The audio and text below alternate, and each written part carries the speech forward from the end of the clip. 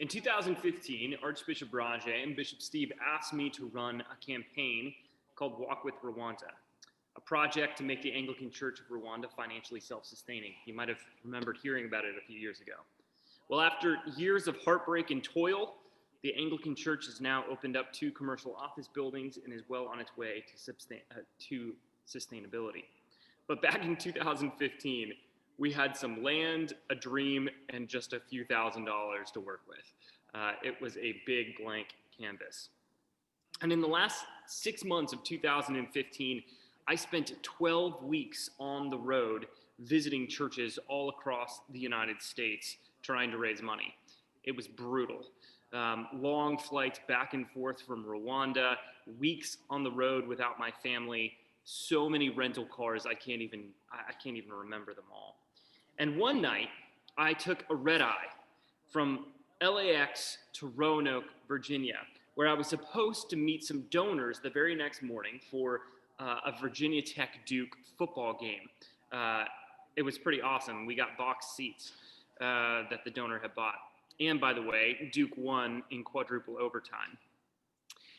I flew into Phoenix, and then after a delay, went to Charlotte. But when I arrived at 4:50 a.m. in Charlotte, the flight to Roanoke had been canceled. Not just delayed, canceled. And so I knew that I had to make it up to meet with his donor. So I rented a car in Charlotte, and I drove 3.5 hours north. And as I drove, which was beautiful, it was like October 24th or something like that, and it was up the Blue Ridge Parkway. So it was beautiful foliage everywhere. But as I drove, I just kept telling myself, stay awake, stay awake, stay awake.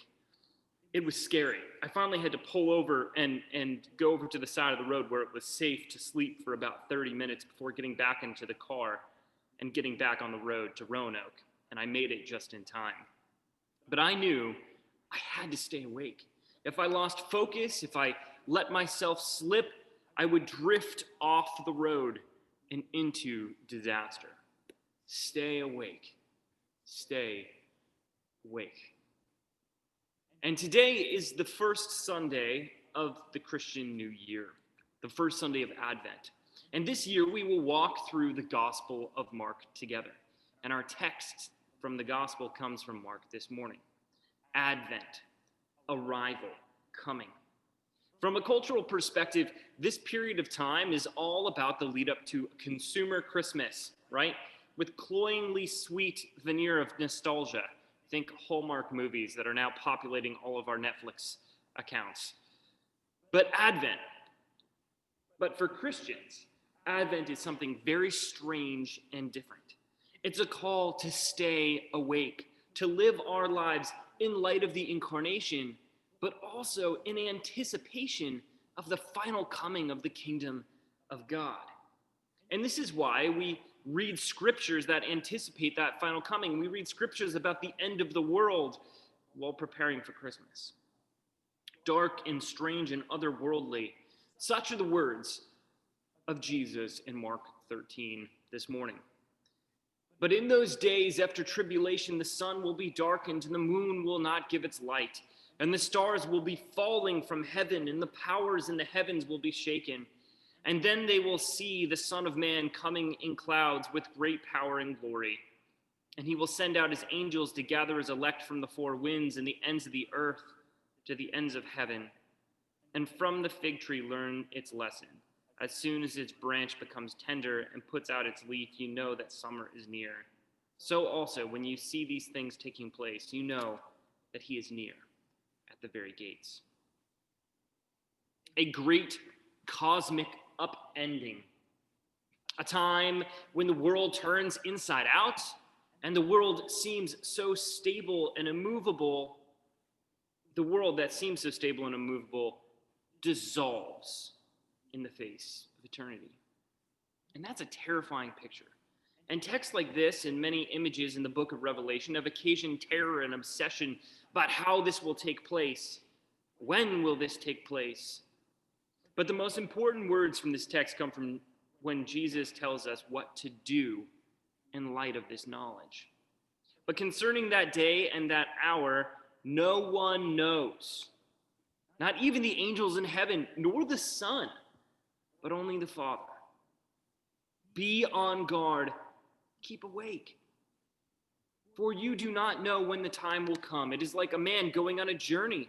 And when he leaves home and puts his servants in charge, each with his work, and commands the doorkeeper.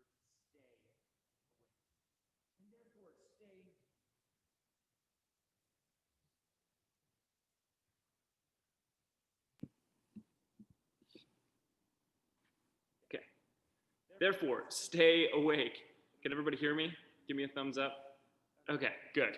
Therefore, stay awake, lest he come suddenly and find you asleep.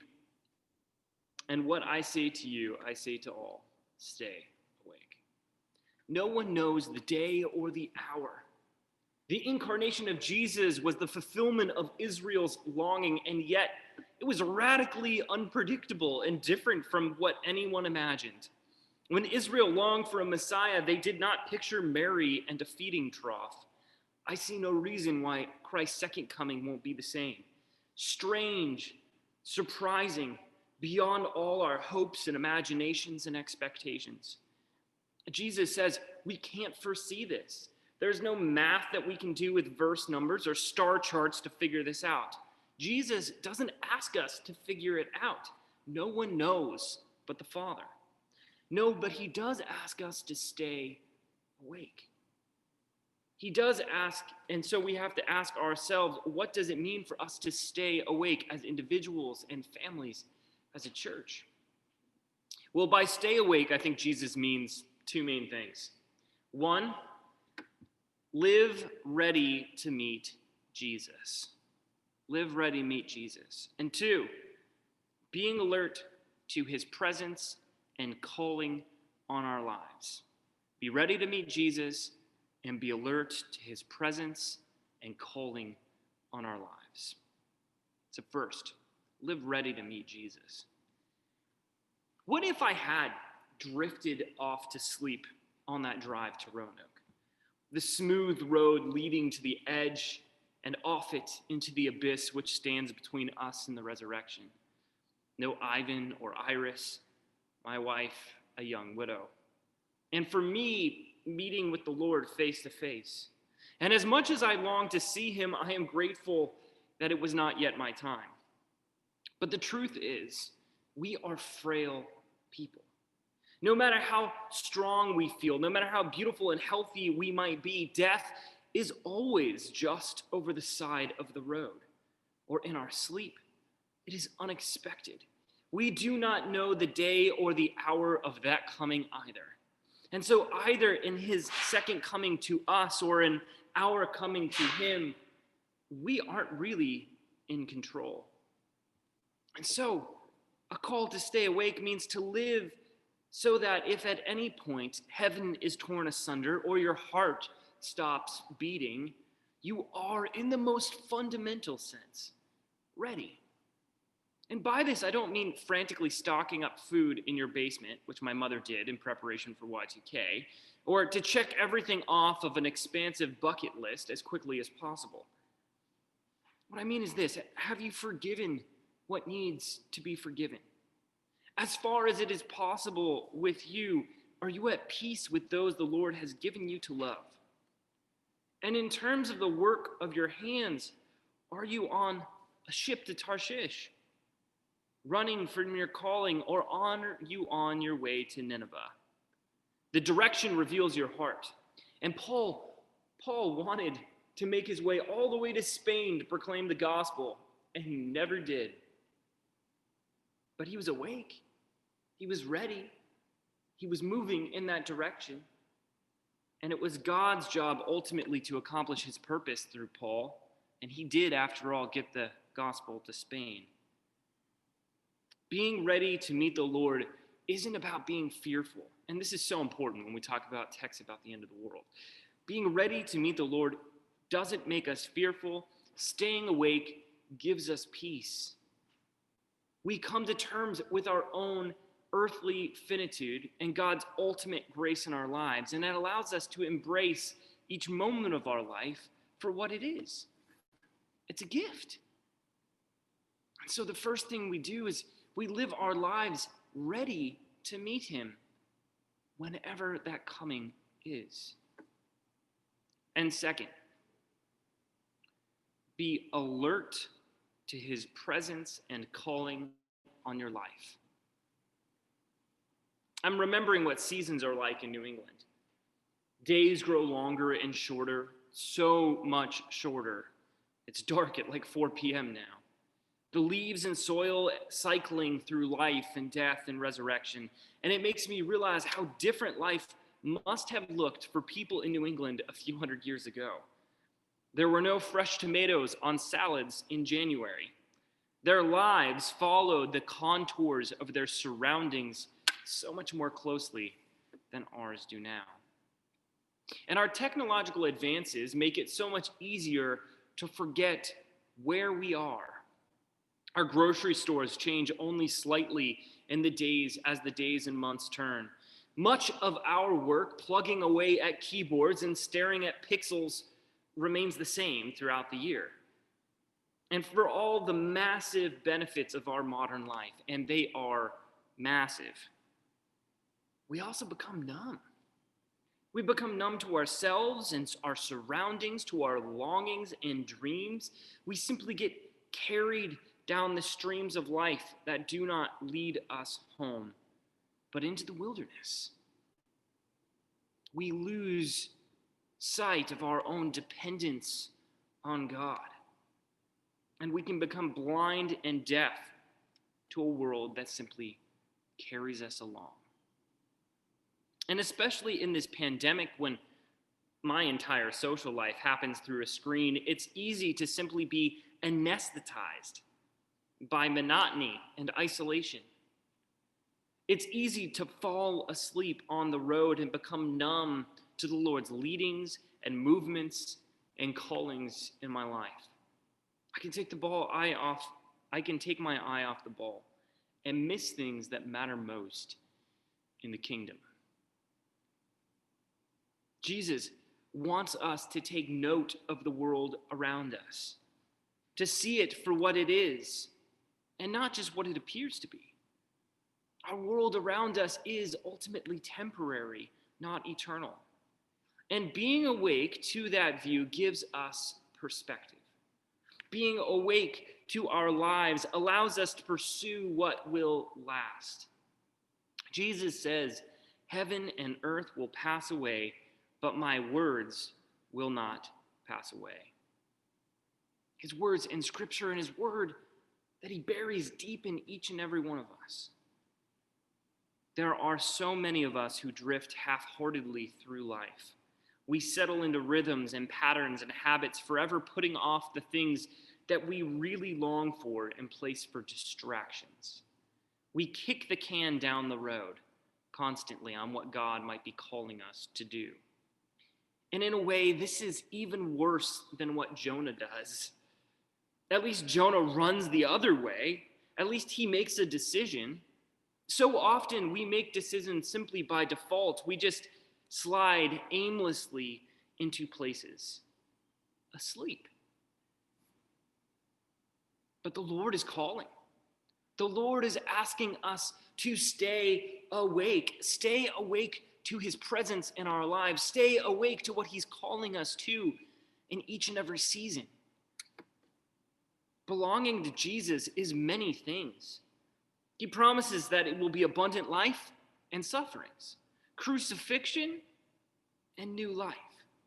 In Acts and the epistles, we see that following Jesus meant a good portion of each of these for his disciples.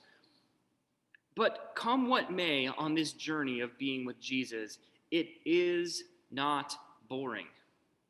To belong to Jesus, to follow Jesus, is an invitation to be fully awake to life, to be aware of the adventure that he calls each and every one of us and us as a community on. An adventure that will scare you to death. An adventure that will awaken loves and hopes and longings and desires and joys in you that have been domesticated and placated by lesser objects of our affection. We settle. We settle for things because we're asleep.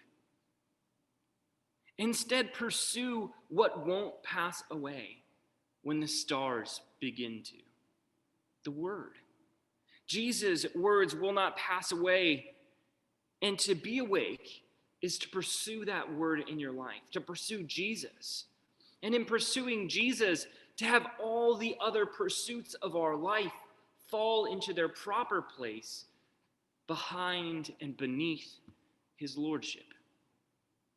Stay awake. Stay awake to what God is calling you to and inviting you into. Live ready to meet Jesus and be alert to his presence and calling on your life. You know who was awake? Mary. She was a teenage girl who must have been terrified. The coming of Jesus was unexpected to her, like everyone else, and especially for her, it was world-shattering. She waited for him to stir inside her, and she was the first person to know and long to see his coming. She, perhaps the first person who truly longed to welcome Jesus in his advent. She was ready to meet the Lord on his timing and certainly not on her own. Mary was also alert to God's calling on her life. Now, to be fair, Gabriel made it pretty darn clear what her calling was.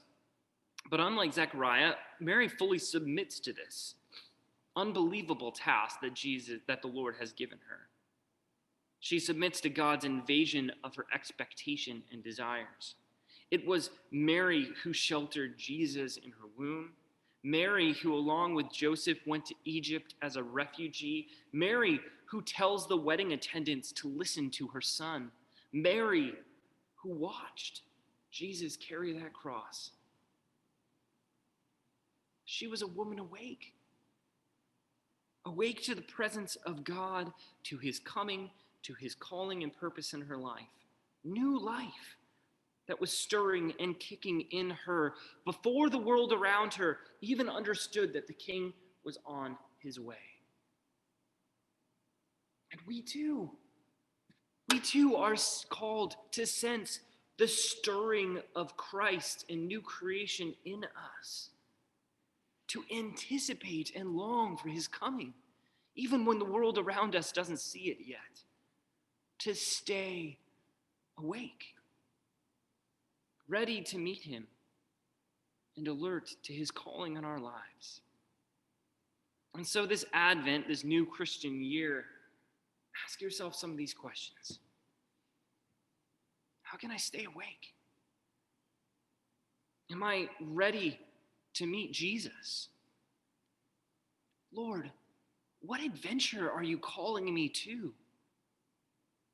And have I settled for cheap pleasures in life rather than the deeper joys that you've invited me to be a part of? Because everything will pass away, but the word will remain forever. Stay awake.